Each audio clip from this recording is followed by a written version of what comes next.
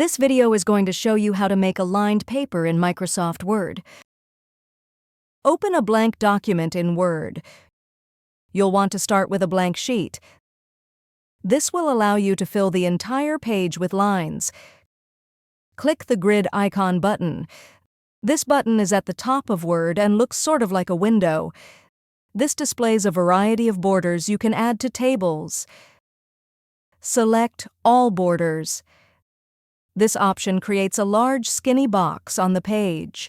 Once you add lines to this box, it will expand to fit the page. Press Enter on the keyboard repeatedly.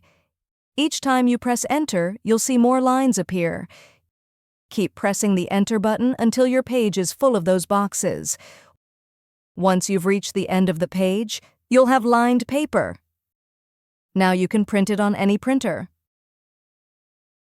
If you found this video helpful, please click the like button and subscribe to our channel for even more helpful tutorials.